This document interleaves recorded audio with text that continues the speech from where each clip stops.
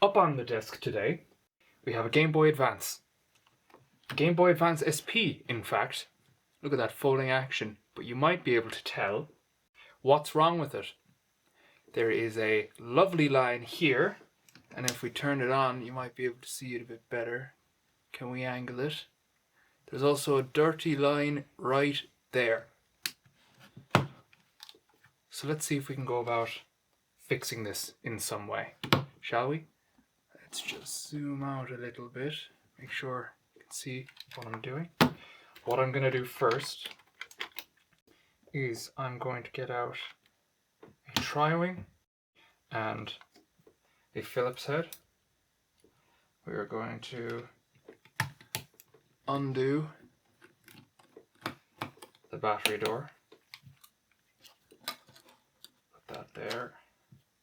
Put that there. We're then going to swap to our tri-wing. And then let's see if I got this the right size. I did.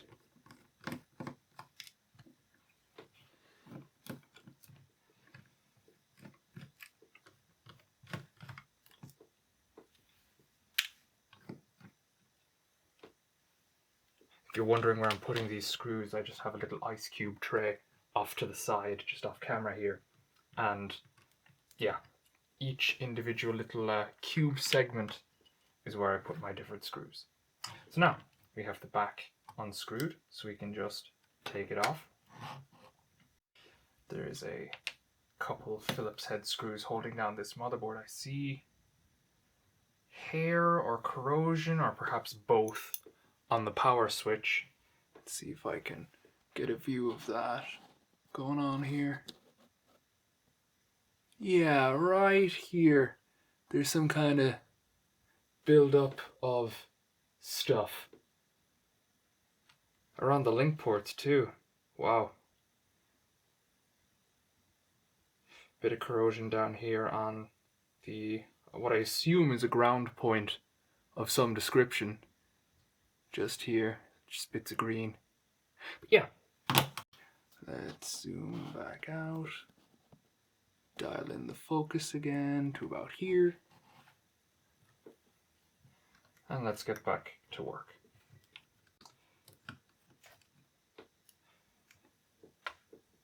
Let's put these all aside. And the reason we're going to the motherboard first is because the screen has a ribbon cable that goes to the motherboard. So we're just going to lift this, and I'm going to get my thumb, because I don't have a little plastic pry tool or anything, and I trust the bite of my nails to just get these pins, and voila. We have detached the motherboard from the screen, or at least the display cable from the motherboard. Right. Little buttons. Let's gather these all up so they're not flying all over the place. Could also probably give them a clean while they're out of the shell. Into the handy dandy ice cube tray that I have just off camera once again.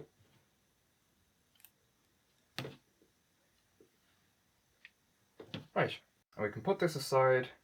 We won't be using this for a while yet. So we can put that there. Now we move on to this. Now, there are screws underneath these rubber feet. I'm going to do my best to not mangle them too much. I would like to reuse them. I like to keep things, you know, as original as they can be. So can I just, maybe, yeah, it's getting somewhere. I might have to swap the tip on this for something a bit stouter, a bit stronger. Let's see what I have on offer here. Let's see what tips I have. That's a chisel, but that's Ooh, that might be something. No.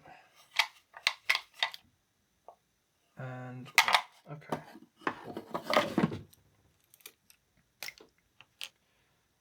So let's just get one of these.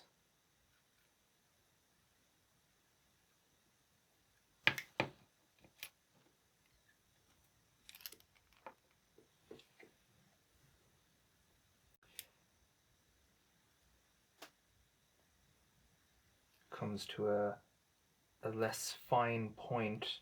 You know, it's stouter, so it should be stronger and shouldn't bend as much as this other one was over here. We will see. So we will just kind of get an edge down under, kind of work it back and forth a little bit, see if we can, oh yeah. Yeah, that was starting to give. I felt and heard the adhesive giving way. So let's just, there we go. There's one. Check for damage. Basically none. Excellent. So, we also put that aside. This has come loose a little bit. That's no matter.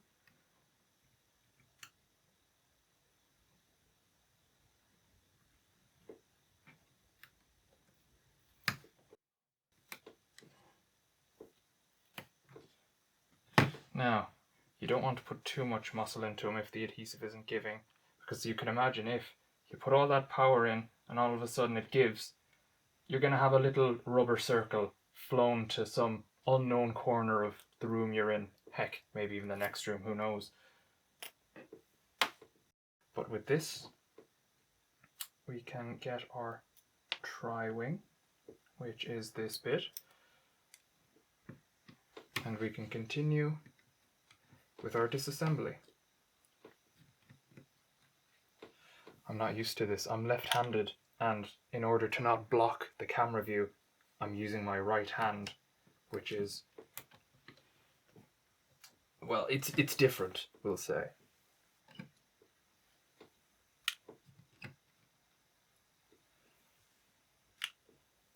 Now,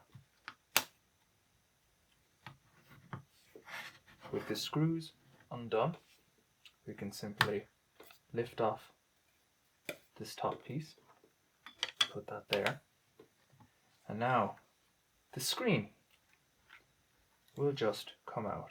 And then there's the ribbon cable, which is coiled through this hinge.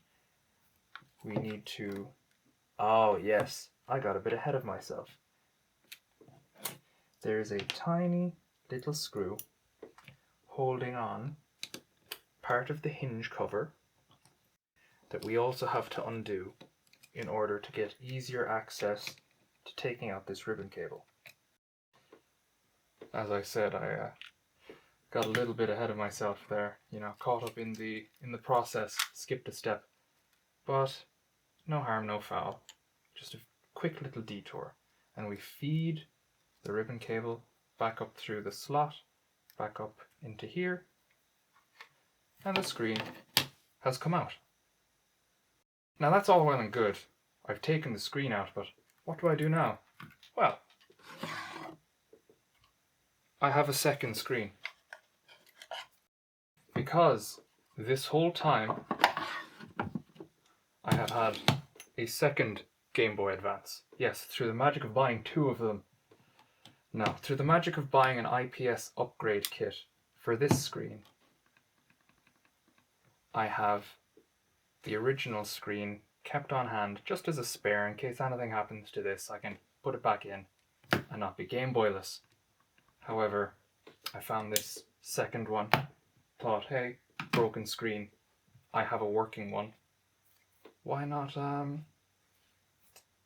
why not? Just simply, why not? But before I do any of that, I am going to give things a wipe down. Now, I had to take a quick stop there to make sure my camera was still running. the little monitor I was using to display what way the camera angle is. I reckon the battery's after running out. Oh. So I'm just kind of flying blind here. I'm gonna try and keep mostly to the center. But I mean, right now I'm just cleaning up all the scuzz, all the gunk and the dirt, and who knows, bits of skin and God knows what else is caked up on the extreme edges of this thing. I don't think you need close-ups of that personally, so we'll just go ahead and give everything a nice bit of a wipe. Spruce it up just a little bit, still going at it with the wet wipe. Let's put that over here on top of the speaker.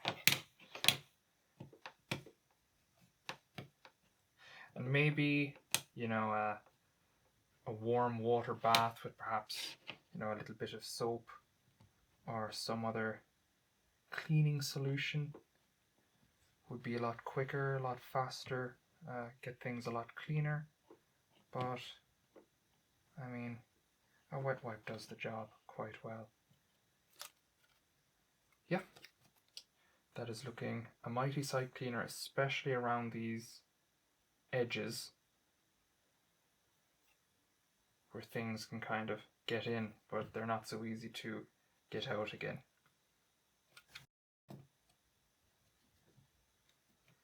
Right, that seems reasonably clean. I don't see any bits of dirt and wax and God knows what else. So I'm going to put this aside, move on to the top cover, and I'm just going to work around this lip here.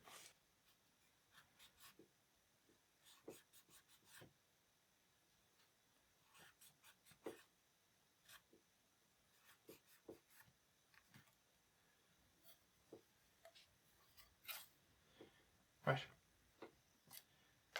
And now we move to the bottom of the case. Which, oh yeah. Right. Where are my tweezers? Do I have a set squirreled away somewhere?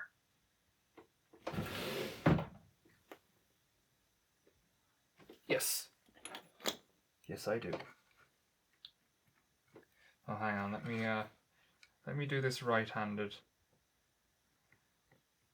So what I am doing is these triggers are held in by spring-loaded switches. There's a lot of tension on these springs, and you do not want to send that mechanism flying across the room. Much like the little rubber circles covering up the screw holes in the top screen. You really don't want to lose track of that. Yeah, that's that taken apart. Let's just go and get cleaning, really. Detritus. Ooh! Hello. Tiny little crack that I have made a little bit worse. We'll come back to that. We'll rectify that. I do have new cases ordered for this and the other Game Boy I showed. I'll probably be reusing a lot of the original casing just because the plastic is generally better, but for the scratched up top lids I'll definitely be swapping to a reproduction just to spruce them up a little bit beyond what I can with just their original parts. Right.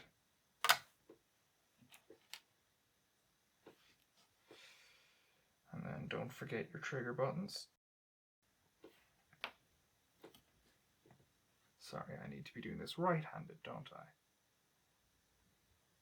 I swear I do this enough I'll become ambidextrous. It feels wrong to be doing this. It just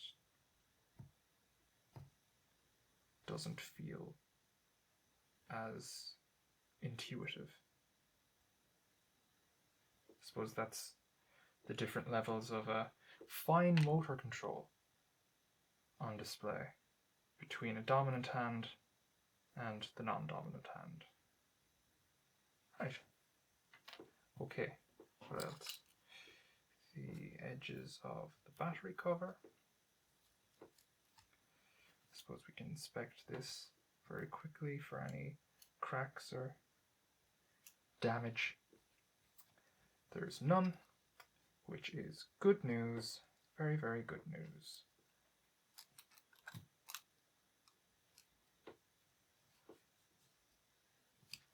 Right.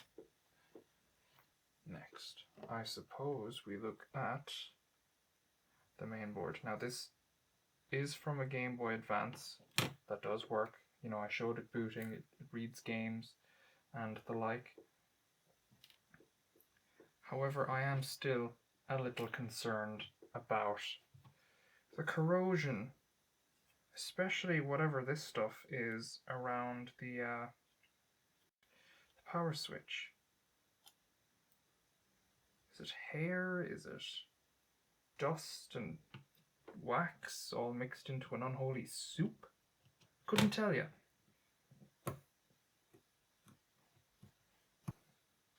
Now along this edge, where the link cable port and the battery terminal is here. The link cable port and the charging plug socket, I suppose, charging socket. They are green. They look okay.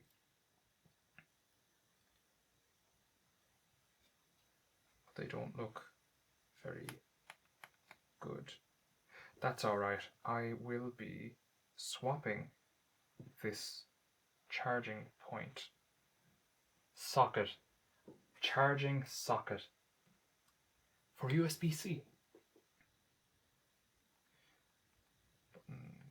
Buttons all feel good. Nice and clicky still. Yep. Nice and clicky. Okay. Bring this here. And now is the finicky process. Kind of finicky. Let's see if I'm holding it this way. This would be right, and this would be left. And these springs go in a particular way.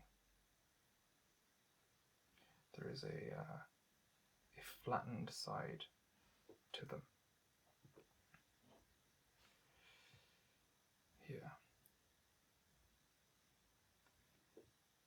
And that goes in just like that. And then holding that down.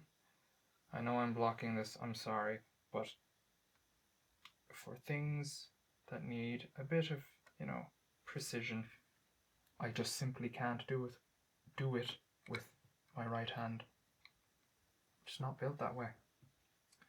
I'm sure there's plenty of other places you can go to find, you know, nice, lovely close-ups and everything else. This is more me just documenting what I'm doing on this very table rather than like a tutorial or anything. You know, just in case you found your way here by a pure happenstance for that purpose.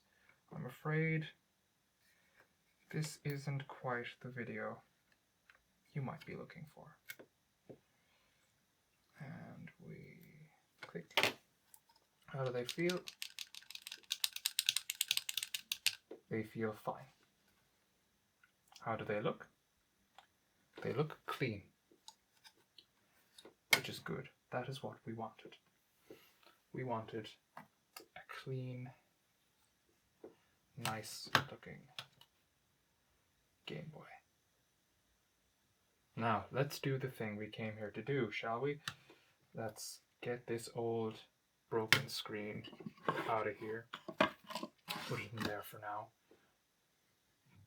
Let's get all our pieces in the one spot.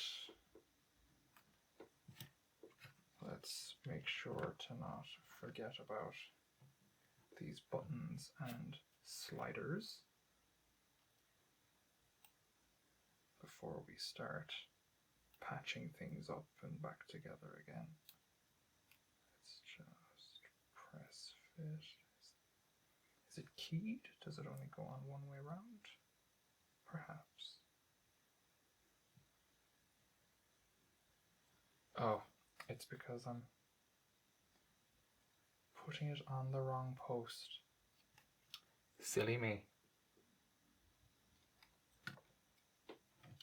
I'm not used to working on these things. This is the second time I've ever opened one up, really. So I'm just kind of coasting off of what I remember from this and applying it to this. So I have no tutorials open, I have nothing, I'm flying blind here. I'm operating off of instinct, really. So let's see now. Our shell. Hello, shell. This goes in, and it just kind of drops into place. It'll be held in place by the back here. But anyway, now we take this cable and we feed it through the little slot, much like how we unfed it. I don't know how we got it out of there in the first place, anyway. And then we get our little cover and we put that there, and now we flip the thing if we can, not comfortably. Let's put this on too while we're at it. Okay, that's much better. And now let's see, what's this set for? Phillips. Very good. We grab our little screw from earlier. Ooh, hit the mic there.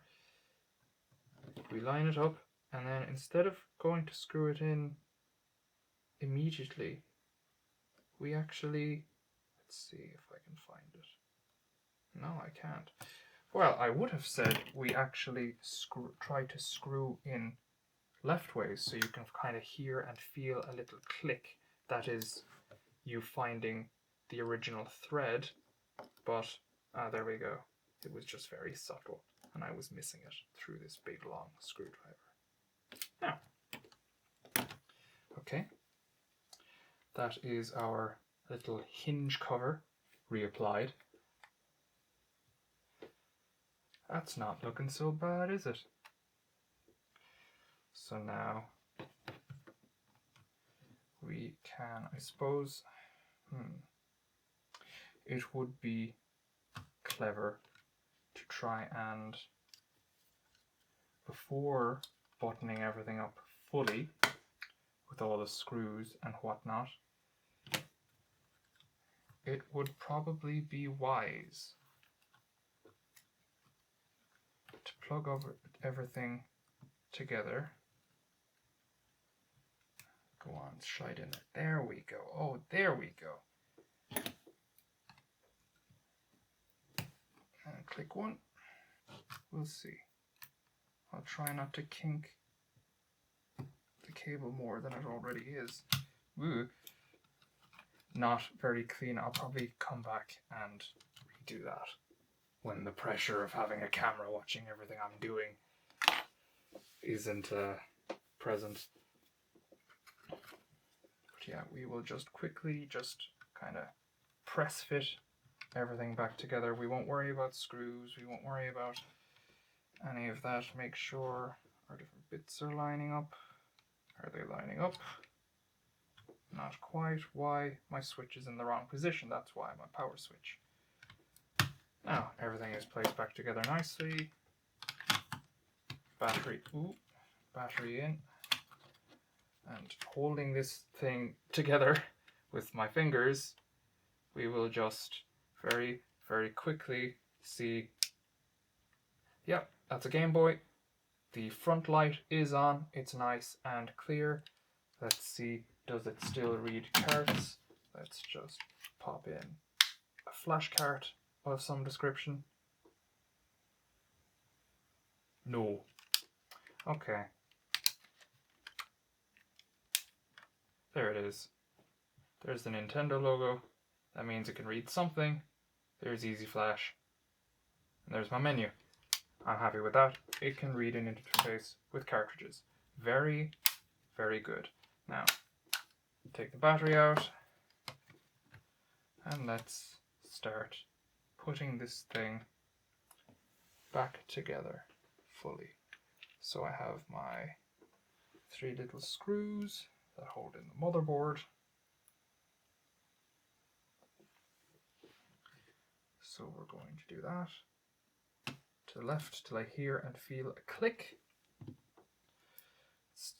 So you don't wear out the thread. You're kind of re-interfacing with the original thread and not kind of cutting your own cross thread that makes things just fall apart.